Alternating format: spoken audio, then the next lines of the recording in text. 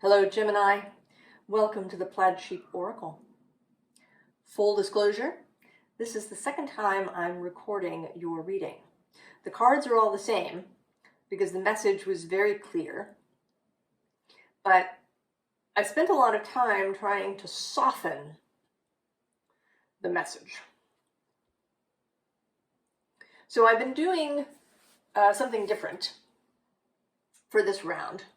Because we're in this eclipse tunnel between the solar eclipse on October 14th and the lunar on October 28th.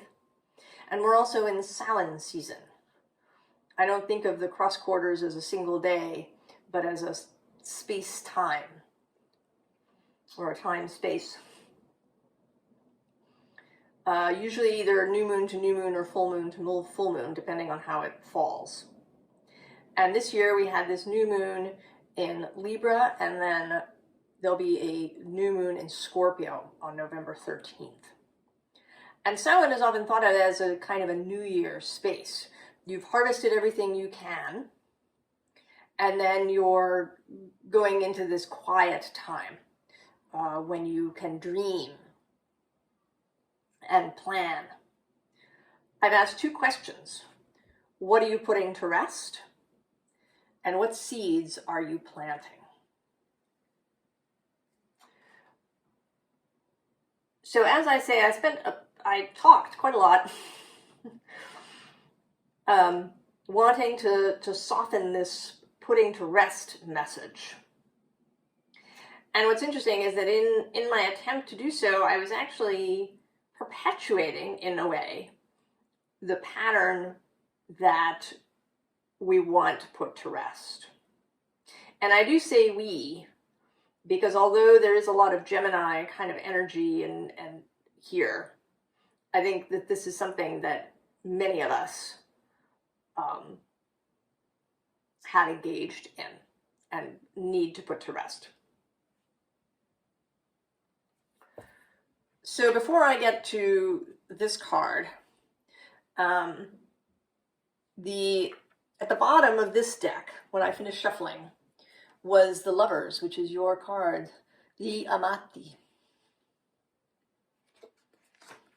And then the first card here is also the Lovers.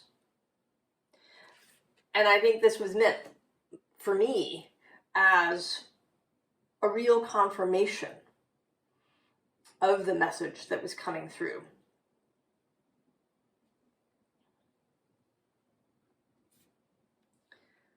We have the Magician. And in this particular deck, this is a deck from the 19th century in Italy. He is Il Bagatelle, sometimes Il Bagato. And literal translation, the juggler. It is meant, I think, to really point out the possible pitfalls and shadowy aspects of the magician archetype. That the magician can create wonderful things, right? Take the raw firmament, take his words and turn them, into something beautiful. And he is associated with Mercury, traditionally, who is your guide. But the flip side of this is manipulation, trickery.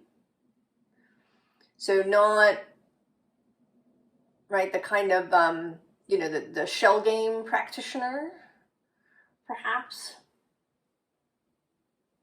The con man. The ability to use intellect and words for self-serving and perhaps even nefarious purposes.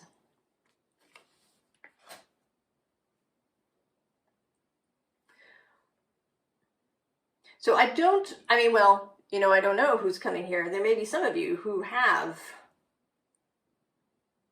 used your kind of Gemini skills, your words, your ability to really see different sides of a situation, your ability to be flexible in terms of ethics and moral standards for nefarious purposes. But I think that most of you, certainly I include myself, most of us engage in these kinds of patterns and activities either because we learned to do that to keep ourselves sort of whole and safe when we were young, or because it's easier. It means that we don't have to engage in confrontations and arguments and having to convince people of things. Right? Ask for forgiveness rather than permission.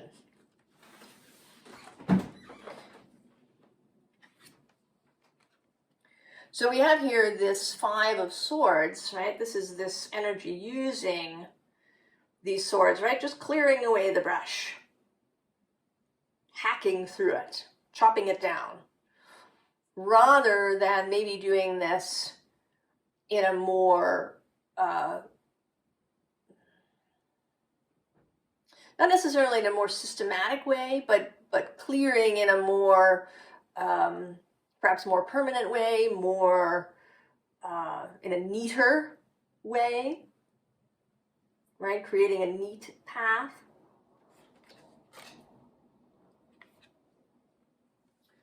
And then we have this King of Pentacles, who is my least favorite of all my decks. He feels, right? He feels aggressive, not the way I think of the King of Pentacles.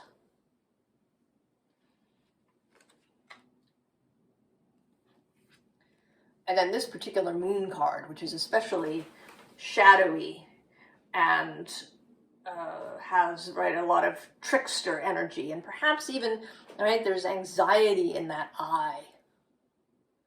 Anxiety and fear.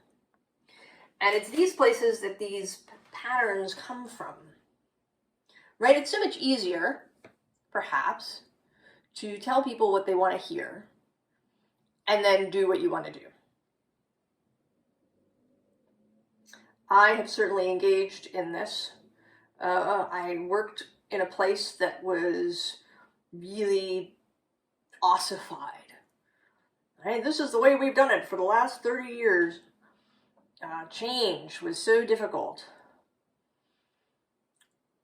And so it always seemed simpler to me to, say all the right things that would reassure people and then go and do what I wanted to do.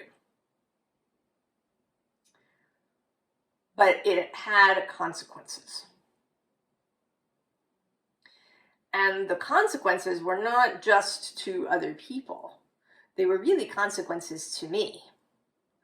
Because it meant that I didn't feel in right relationship to people. And I was violating my own integrity. And I use that word a lot. The etymology of that word is integritatem from Latin, meaning soundness, completeness, wholeness. So like a ceramic vessel that is sound will hold water. But if it has a bunch of cracks in it, the water is going to come out. It doesn't, right? The pot has lost its integrity. And actually, I originally recorded the first time I did this a couple of days ago. And on that day, I received an email that actually talked about this very thing in relationship to the work of magic and intention. Because if you say one thing and then you do another, you are violating your word. And you are confusing things. You're confusing the energy. Source is not going to judge you, or not going to make a moral judgment about you if you say one thing and do another. But it is, right, it's two different energies. It's confusing, right? It's going to confuse what comes to you.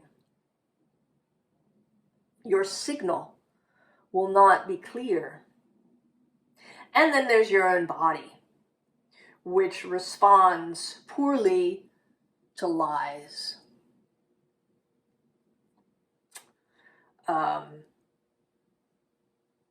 You know, and it can be really it can be really personal.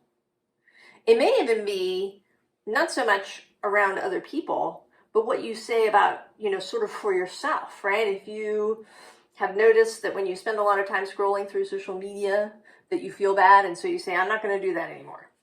But then you still do it, right? You have violated your own word. And as Gemini, words are your area. Words are your space. They are part of your magic. So if you are not clear and honest in your word, then you're going to have a lot of problems. Things will not, you know, come through clearly. So we have this, oh, and actually, before I forget, more of that, at the bottom of this deck are this Four of Wands, and the wands in this deck are spears. And so these spears covered in roses, they come through in different ways, but today they're coming through as something that's trying to be disguised. You know?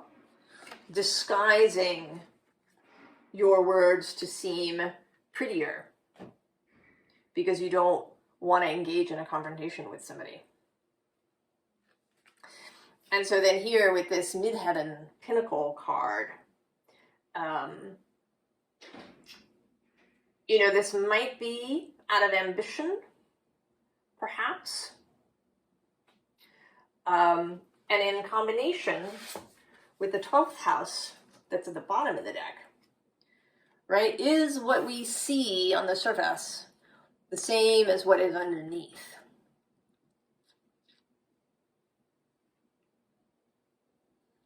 Are you presenting truthfulness, both to others and even to yourself, when you meet your own eyes in the mirror?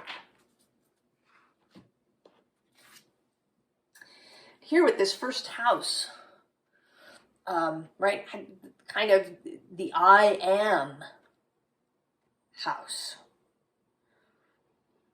The house that starts with your ascendant.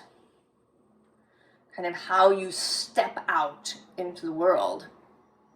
And today I'm sort of really focused on how there's all this stuff obscuring this stag.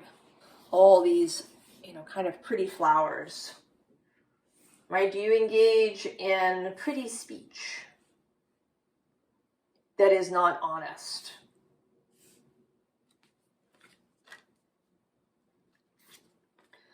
And then South Node, this is what we come in with.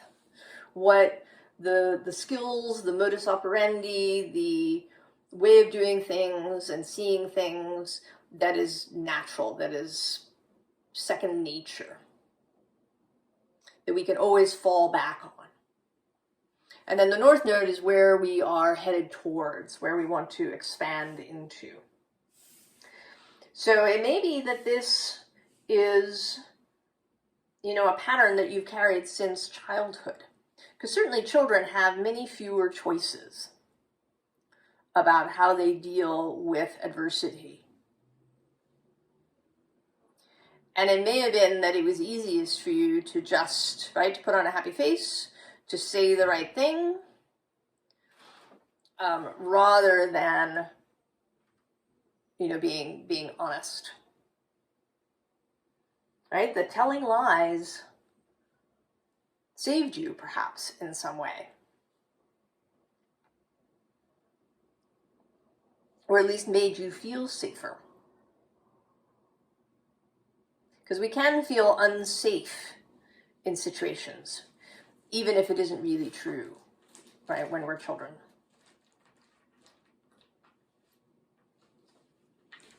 So you learned this. And then there's Neptune, who is imagination and fantasy and dreams and beautiful things, but also delusion, addiction, misdirection, manipulation, fog.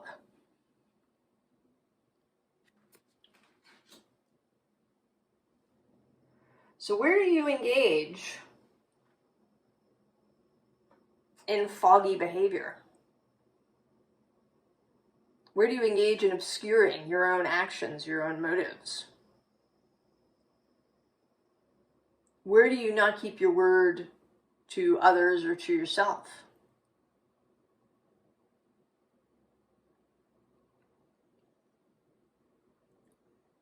You know, when do you tell lies? I think that we all do. I think everyone tells lies. More frequently than any of us would like to think or admit to. And even if they're really, you know, sort of white lies, they're going to take their toll. So what is the advice for putting this to rest, possibly this pattern, which may even be somewhat unconscious, right? Automatic, when you feel anxious or threatened or overwhelmed. We have the Six of Cups. And for one thing, it's to, right, take off this mask, right? This figure is masked and costumed, to take that off. And with the Six of Cups to possibly go back, maybe way back, to see things in an innocent way. You know, because that's another aspect, right? Jadedness, cynicism. Well, everybody does it, right? Everybody embellishes their resume. Everybody, you know, cheats on their taxes. Everybody, you know, does these things. That's a cynical point of view, and one that I am certainly familiar with. And this wants you to at least not see yourself this way. That even if, you know, everybody else does it, how does it feel to you to do it? You know, when you engage in these things, probably at some point it sort of feels good, right? You've avoided the conflict, you've gotten to do what you wanted to do.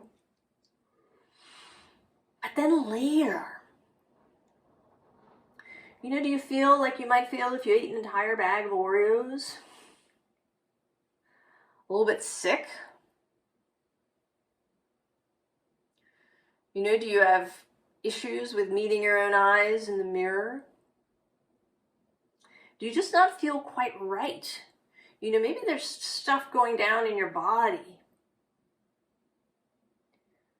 because of this. I mentioned Martha Beck's book, The Way of Integrity, before. And she talks about how when she is not honest, particularly with herself, about what she wants to do, her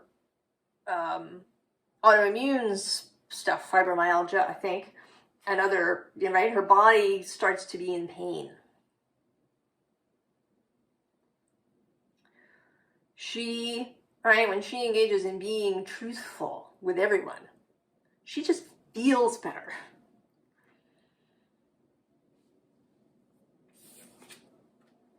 And then the Eight of Cups, of course, right, choosing to leave this emotional pattern behind.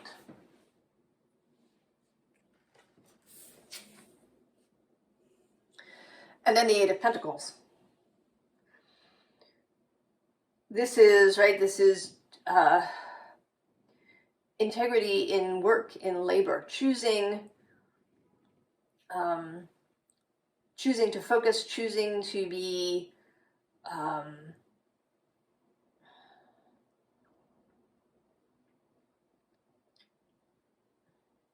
don't know what the word I'm looking for is, but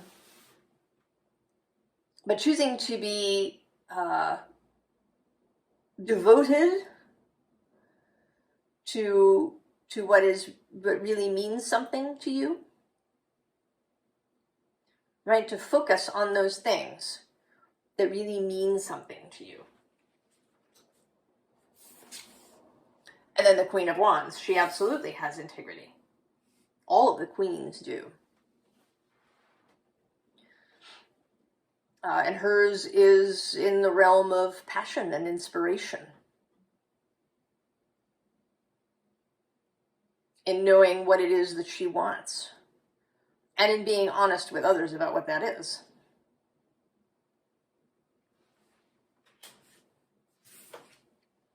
And then the Nine of Cups, which is a wish fulfillment card, but is also about the ability to manage your own emotions.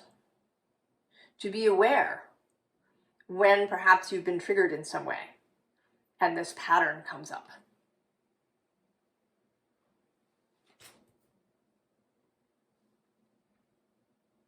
So being able to regulate yourself without having to drop into this kind of behavior.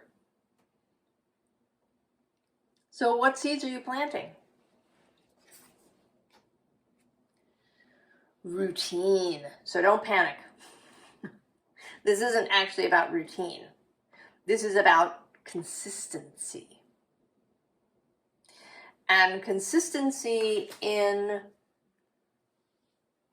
kind of in who you are.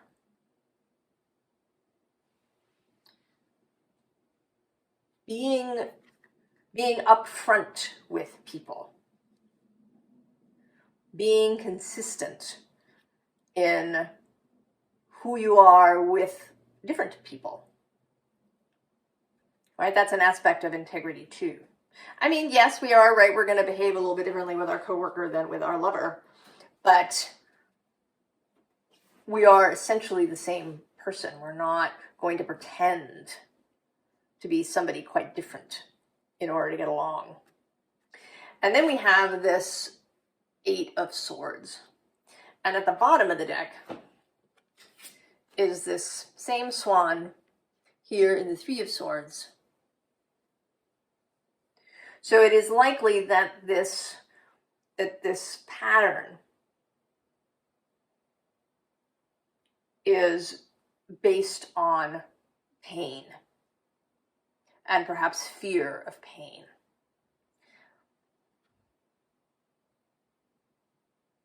And I think there is a longing, right? There is a longing for clarity. And here with the Hierophant, underneath that is more energy of integrity, of the teacher, the spiritual leader.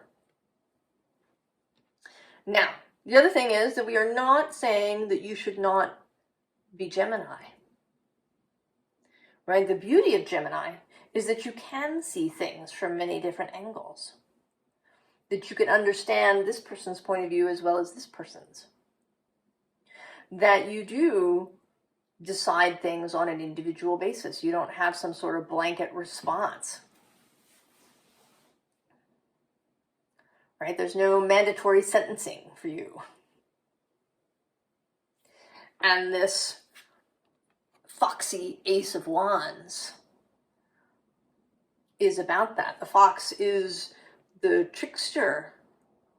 There's another deck, I can't remember which one it is, where the fox is the magician in the deck. It's an animal deck. And so this, right, this intellect, this flexibility of mind, this ability to judge each case on its own merits is beautiful and needed. But what is wanted is clarity and transparency. Page of Swords. So to be open, to say to people, you know, this is how I see things. I see things from multiple perspectives. I'm not going to, you know, have a blanket system.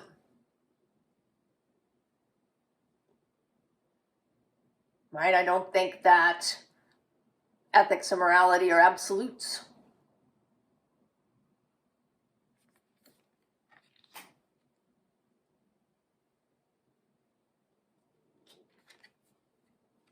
And then here with the Ten of Cups is to be especially transparent in your personal relationships. Tell people.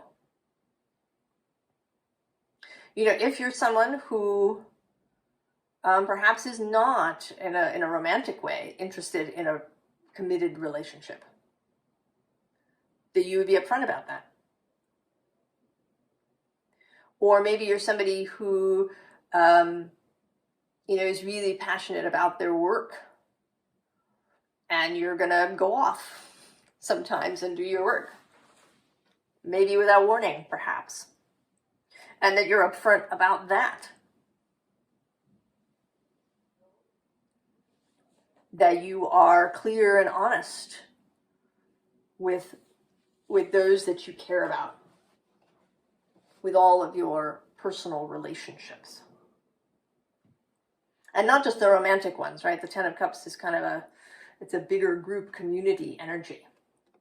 Because, you know, people, even if they don't consciously know it, they have a bullshit detector.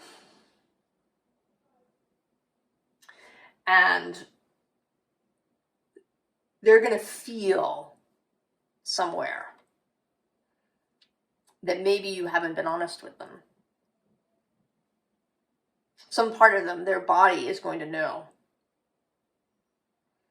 And so there may not be complete intimacy because they don't quite trust you.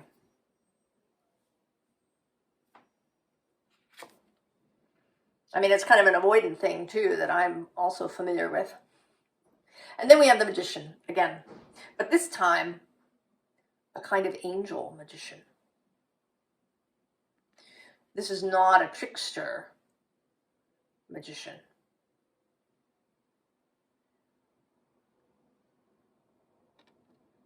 Right? He is at one with nature, with himself. He is clear, right? He is making magic for real right there because he is a clear signal.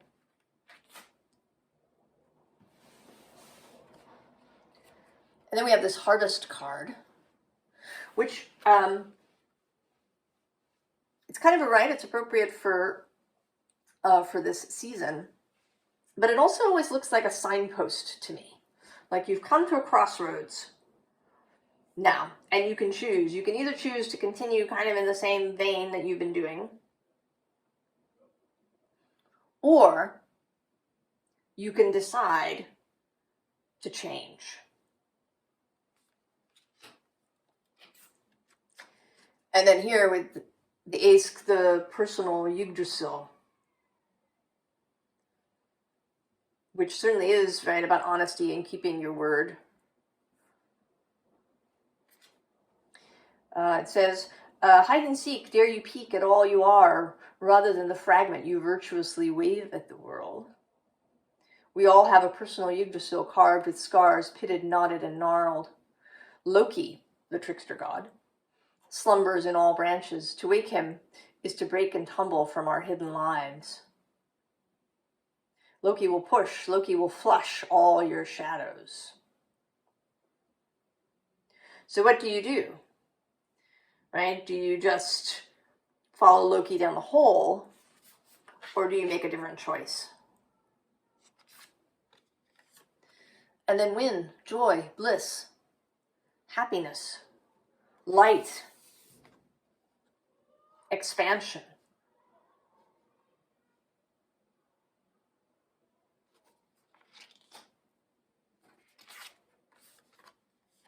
and the new, right? Creating something new, creating something that you haven't seen previously because you've been mired perhaps in some of this.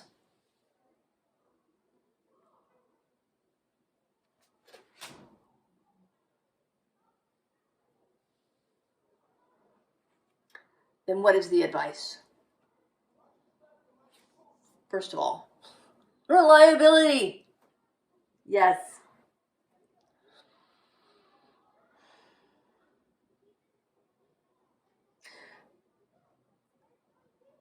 Keeping your word. Being true to your word. First of all, to yourself. And this is not to say that you should browbeat yourself or yell at yourself when you maybe fail to stop looking so much at social media. Maybe you just, right, you sit down with yourself and you have a real kind of heart to heart. Maybe you can't simply temper what you do. Maybe you can't just moderate your usage. Maybe you have to go cold turkey.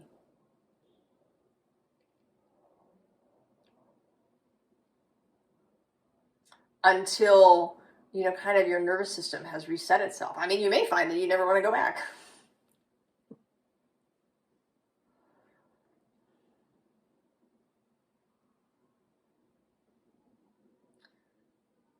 That it just feels better to not engage with certain things.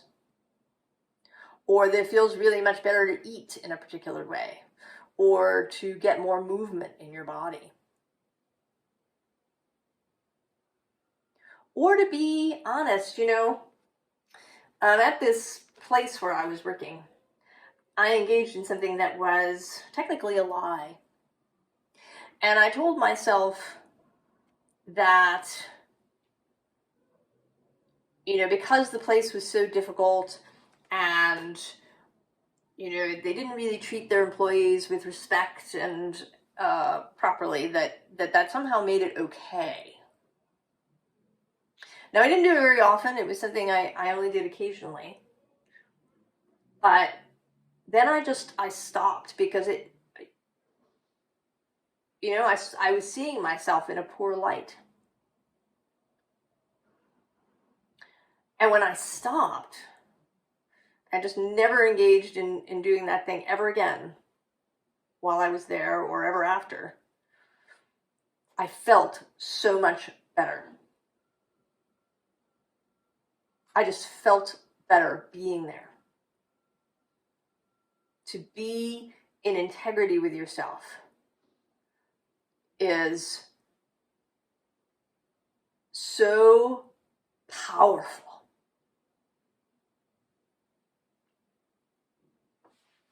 Now at the bottom of this deck we have the fourth 8. We've had cups, pentacles, swords, and now wands. The fast energy coming in. And 8s are a number of power in numerology.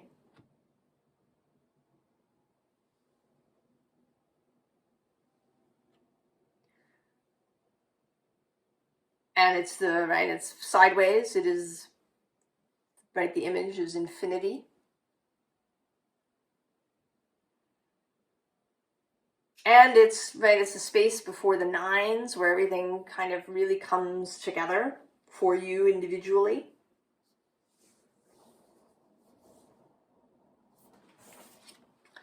And then we have the Page of Cups. So more of that innocent energy.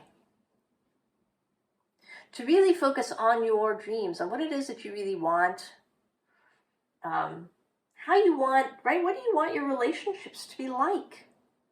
Really. And I think that I think all of us would prefer that our relationships were really honest. Maybe we've never experienced that.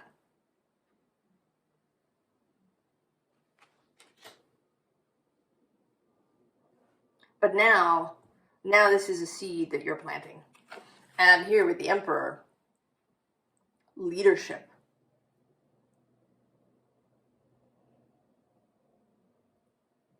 The speaking your word very clearly and leading others to truth. Being an example to others of what it means to be clear and honest.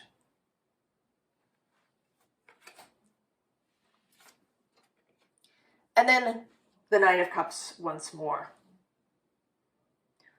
And here as fulfillment. Emotional, spiritual, creative fulfillment.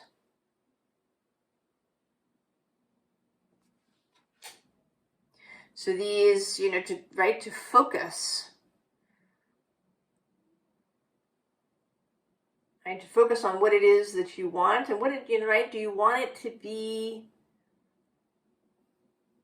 do you want the thing that you build to have integrity? Right, the best beginnings are clean, if we want to say. Right, any sort of relationship that is founded on a lie in some way, or something that's hidden, or something that's out of integrity, that's going to show up later.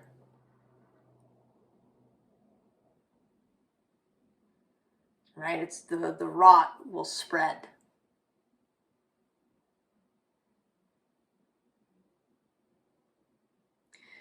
So, Gemini. If you do, right, if you engage in this in any way, even if it's just with yourself,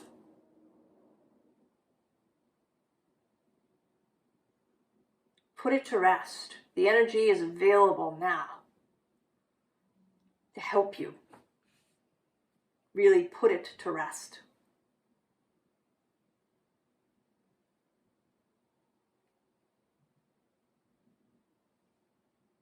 And then you can, move into this gorgeous, clear, blissful life that you can have. I wish you all the very, very best, Gemini, and I will see you next time. So long.